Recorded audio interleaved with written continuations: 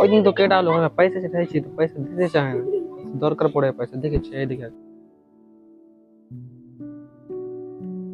তাজির ভাই, ও তাজির ভাই, গেটটা খুলো।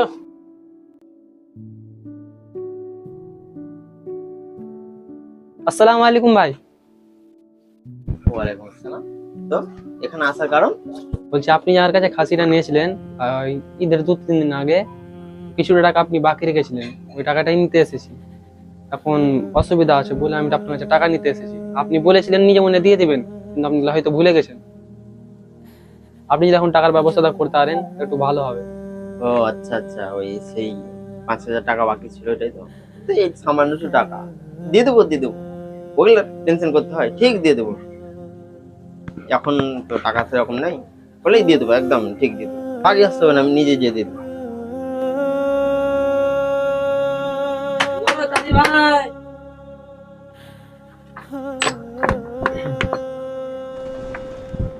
ভাই আপনি যে টাকাটা দিবেন বললেন, কই দিলেন না তো? এত তাড়াতাড়ি কি আছে, বললাম তো দিয়ে দিবো না। আমি নিজে থেকে দিয়ে দেবো, টাকা পাই, এখনো পাইনি। টাকাটা পেলে ঠিক একদম নিজে থেকে দিয়ে দেবো। ওই ভাই টাকাটা। বললাম না, দিয়ে দেবো, দিয়ে দেবো। আমি হোক ঠিক দিয়ে দেবো।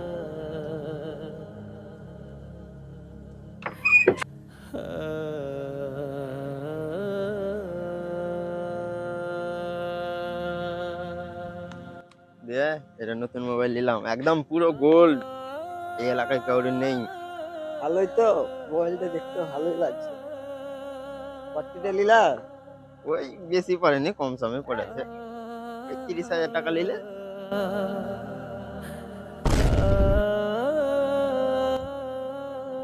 কই গো, আপনি আমার টাকা দিয়ে দিবেন না? তোকে বলেছিলাম না টাকা দিব, যে কোনো জায়গায় চলে আসছিস। যা, দিব না, যা পারবি করে নিবি, যা। কি বললি তুই টাকা দিবি না? থাম তুই থাম। ওই এখানে আয় তো, এখানে আয়, দৌড়াই। কি হলো এখানে? চত চত চত।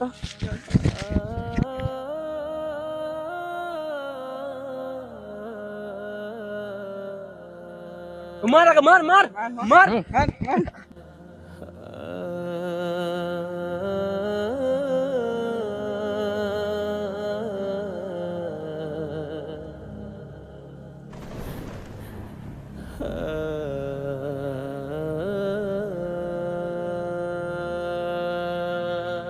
এই দাঁড়াও দাঁড়াও, তোমরা মেরপিট কেন করছো?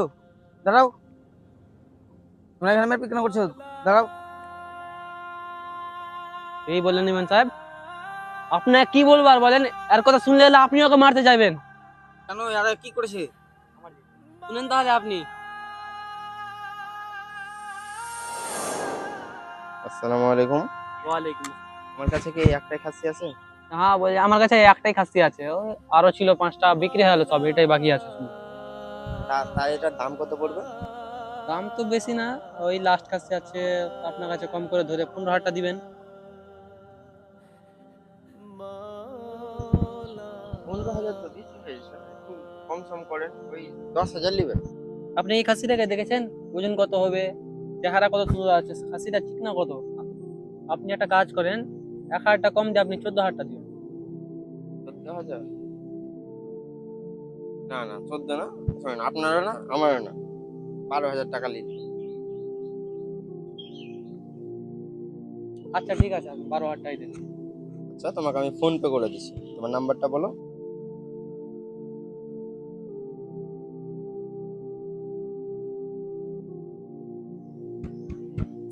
ও,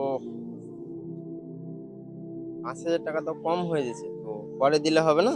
তোমাকে ঈদের 2 দিন পরেই দিয়ে দেবো টাকাটা, অসুবিধা হবে না তো? ঠিক আছে, আপনি ঈদের পরে টাকাটা দিবেন, কিন্তু একটু মনে করে দিয়ে দেবেন তাড়াতাড়ি। ওইসব বিষয়ে আপনাকে টেনশন করতে হবে না। আমাকে দেখে কি ওরকম মানুষ মনে হয় যে আমি কারো টাকা মেরে খাবো? অবশ্যই দিয়ে দেবো আমি, সময় লাগবে না। 2 দিন কি 2 দিনের আগেই দিয়ে দিতে পারি। এখন একটু টাকাটা নাই তো, তার কারণে অসুবিধা হচ্ছে, নাহলে দিয়ে দিতাম, এখনই দিয়ে দিতাম। টেনশন করিও না, আমি নিজে থেকে টাকাটা দিয়ে দেবো। এখন এটা পাঠিয়ে দিলাম। হ্যাঁ, চলে গেছে।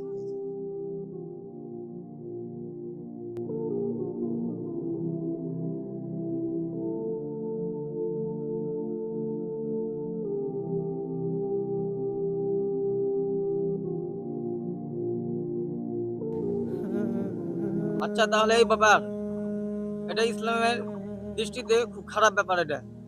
কেন কেন? কারণ ধার জিনিস হচ্ছে খুবই ঘৃণা জিনিস। এটা নিলে গেলে কিন্তু পরিশোধ না করতে পারলে কিন্তু কিয়ামতের দিন তার হিসাব লাগবে। কি?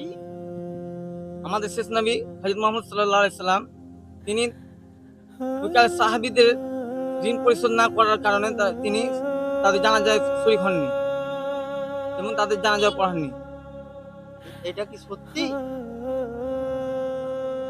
হ্যাঁ, ঋণ পরিশোধ না করে যদি কেউ মারা যায় তাহলে কিয়ামতের দিন তার টাকা পয়সা কোনো কামে আসবে না, তাকে এর বদলে তাকে জাহান্নামে যেতে হবে। আর তুমি তো কুরবানি খাসি ধার নিয়েছো, আর এই খাসি ধার নিয়ে তুমি যদি মারা যাও তাহলে তোমার কিন্তু কুরবানি কবুল হবে না। কেউ যদি ধার নিয়ে মরে যায় পরিশোধ না করে তাহলে কিন্তু তার আযাব আছে। কিন্তু তুমি কুরবানি খাসি ধার নিয়েছো আর তুমি পরিশোধ না করে যদি মারা যাও তাহলে তোমার কুরবানি তো হবে না, কিন্তু তোমার আযাব, জাহান্নামের আযাবটা তোমার উপরে আরো জটিল হয়ে যাবে। তাই আমাদের প্রত্যেকের উচিত যে আমরা যদি কারোর কাছে যে ঋণ নিয়ে থাকি তাহলে আমাদের পরিশোধ করে দেওয়াটা প্রথম কাজ। আর যদি না পরিশোধ করতে পারি তাহলে কিন্তু আমরা মরে গেলে কিয়ামতের দিন আর বড় একটা খুব খারাপ পরিস্থিতি হতে পারে। আল্লাহ তার হককে মানুষের জন্য পূর্ণ করে দেয়, কিন্তু বান্দার হক যখন কেউ মারে তখন কিন্তু আল্লাহ সহে না। অতএব তোমার উচিত তুমি ঋণ পরিশোধ করে আল্লাহর কাছে ক্ষমা চাওয়া, আর এই ভুল যাতে করে কোনোদিন তুমি না করো। ভাই আমি ঋণ পরিশোধ করে দেবো, আমি বুঝতে পারছি আমার ভুল হয়েছে। তুমি আমার বাড়ি এসো, আমি টাকাটা দিয়ে দেবো। তোমরা তওবা করো যাতে করে এই ভুল আর না হয়। তোমরা মানুষকে টাকা ধার দিয়ে তোমরা মারপিট করছো, এই মারপিট করাটা ঠিক নয়। তার জন্য আমি আপনাদেরকে বলবো আপনারা টাকা ধার দিয়ে কারোর সাথে মারপিট করবে না। আসেন আমরা ইসলাম পথে চলি, কারণ ইসলামটা হচ্ছে শান্তি ধর্ম। এই শান্তি ধর্মতে যদি আমরা ভালোভাবে চলতে পারি তো অবশ্যই আমাদের শান্তি ফিরে আসবে। আসুন আমরা সকল চেষ্টা করব যাতে করে মৃত্যুবরণ করার আগে আগে আমরা আমাদের ধারগুলিকে পরিশোধ করে নিতে পারি, না তো কিন্তু কিয়ামতের দিন এর জন্য আমাদেরকে জবাব দিতে হবে। তা আমরা সকলে চেষ্টা করব যাতে করে আমাদেরকে কিয়ামতের দিন এই ঋণ পরিশোধের ব্যাপারে কোনো হিসাব না লাগে। আল্লাহ আমাদের সকলকে বুঝার তৌফিক দান করুন, আমিন। আসসালামু আলাইকুম ওয়া রাহমাতুল্লাহি ওয়া বারাকাতুহু।